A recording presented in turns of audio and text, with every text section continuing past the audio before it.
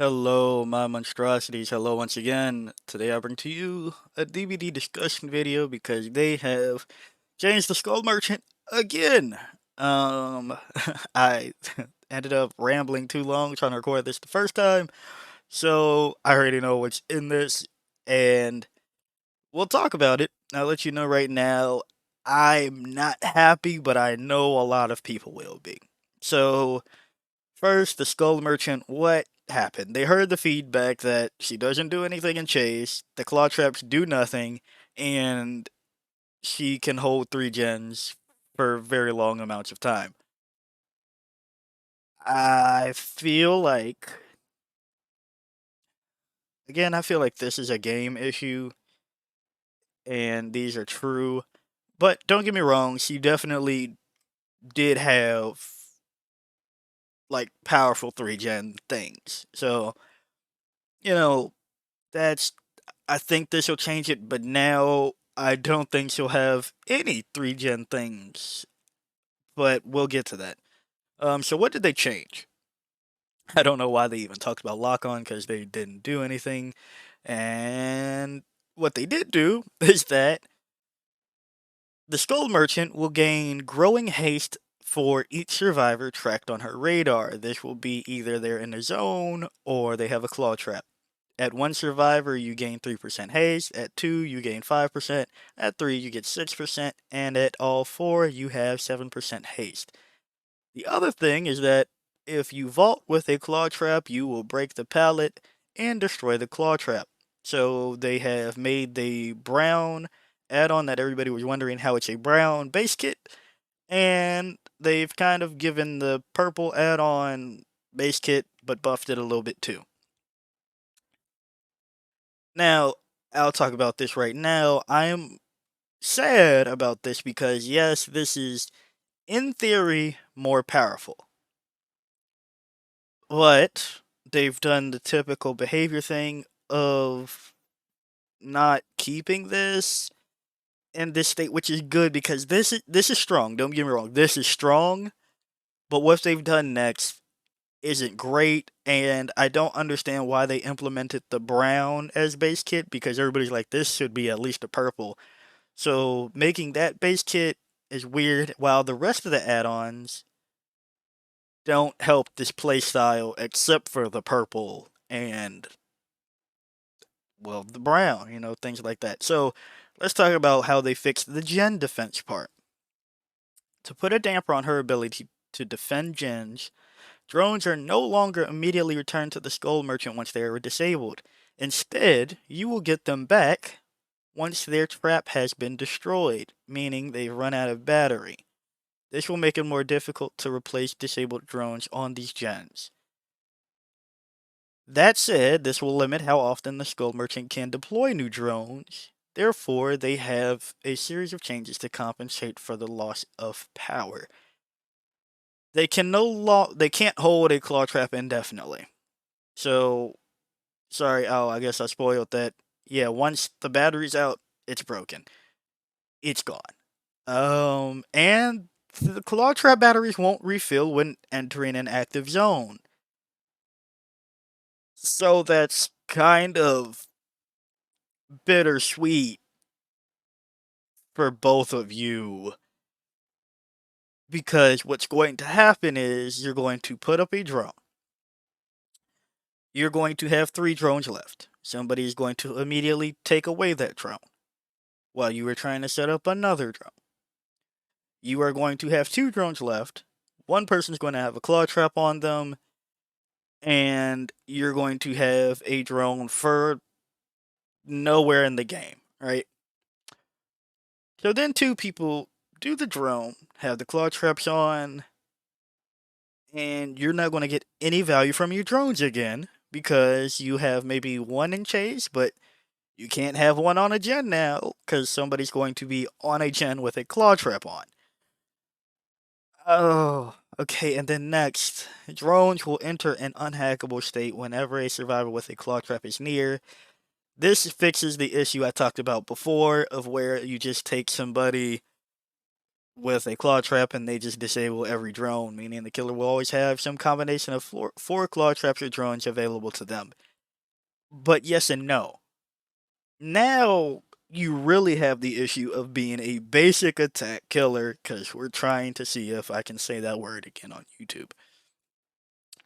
You are going to, yeah, you'll be faster and you can track somebody across the way, but then by the time you get to them, their battery should probably be expiring, or they drop the pallet in your face. They do the pre-drop thing that everybody hates. They do what they do for dissolution, as in they don't vault it ever. They vault over it finally, or beforehand. You are now slower because that claw trap is disabled and you no longer get that speed bonus, and they are leaving away in front of your face. And the claw traps, drones being unhackable, how often was that a thing where this is the solution? Y- yes, it's good that a person with a claw trap can no longer disable all of the drones. That's very good, but with all of this, this means that you probably aren't going to be getting any value from them stepping into zones because it no longer refills the battery. So what would happen was, yeah, somebody would take out the drones, but at least they're being tracked and are probably exposed from taking them out now. Now, they're not going to be able to hack them, which means that they're probably not going to go into them, which is already an issue of people not going into your drone zones. Next, add-ons. Since the brown is base kit, they give it a different effect. Now it takes only 1 second with the brown add-on to become undetectable in an active zone. Now it truly feels like a brown. Um, Again, I will stand by. You should probably just go undetectable immediately within the zone.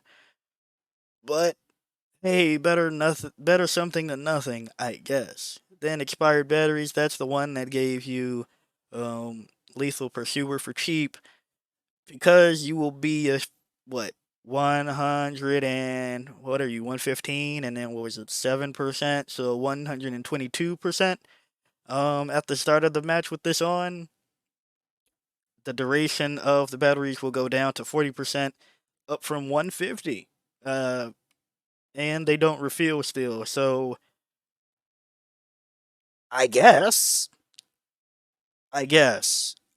since batteries just don't refill at all from any of this, I guess you just get to find everybody and move towards them faster.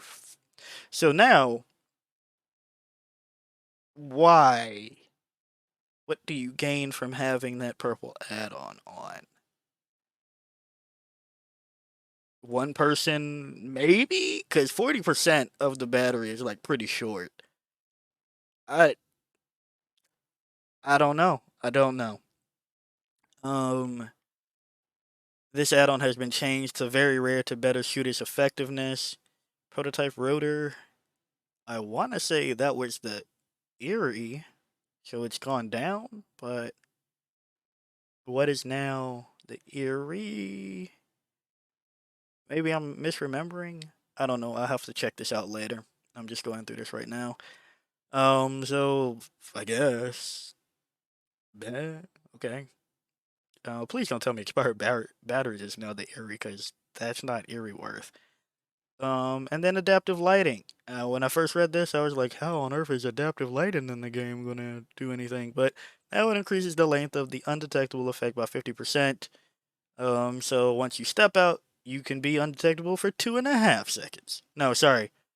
3 seconds. It's 3 seconds. Because it was 2 seconds full. So yeah, one, yeah, three. So you can go undetectable in 1 and stay undetectable for 3. still feel both of those should be base kit, and I still feel this could take it down to zero. But hey, I, ooh, um, but with that being said, on the add-ons and the Skull Merchant part, I her add-ons aren't even conducive to the playstyle that she's now going to have, and you're going to have the exact same issues, if not worse. A lot of people are reading this like, "Oh yay, we finally have chase power." That's not what you always want, unfortunately. This a lot of everybody's just going to slap on enduring, save the best for last, and you're just going to be weaker clown because you won't even have all your bottles all the time or be able to refill them at your own discretion. Like that's one thing that's bad when killer powers have something that can be held hostage by the survivors. Yeah, they've made it so that somebody can't have it on indefinitely, but there's times where yeah, you'll move at what six, so 121%. Because she is 115, right? Yeah. You'll move at 121% faster while tracking three people. But what does that do for you? And then once somebody vaults over a pallet, it's gone, and then you drop down to 120. I don't know. I don't like this. Even though I think people are really going to think that this is the bee's knees, and I can't. Yeah, the gen thing could have been addressed in a way, but again, it's one step forward, three steps back. I just see that you're going to not even have drones for the loops now, and what you're just going to be fast at people, so you're still going to get looped. And I don't. I made a video where I made the entire map fearmonger. There's skill check builds with them. There's I made double terror radius. All of that won't be a thing now because you're going to be restricted on either having a claw trap, and the claw traps they don't have add-ons.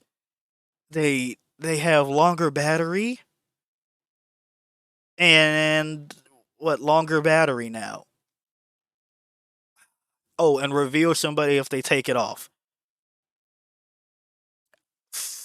To focus heavily on the claw traps now while not having any add-ons to help, that's not great. And then the screams, they realized they were stupid and reverted the 3D back to what they were to 2D. So you can actually use your perks like Dragon's Grip and make your choice now. Don't touch this ever again behavior. What's wrong with you? Um, but yeah, Skull Merchant, I'm not happy. I know a lot of people will be happy. I'm not happy. And there's one person in particular I can't wait to hear what they say.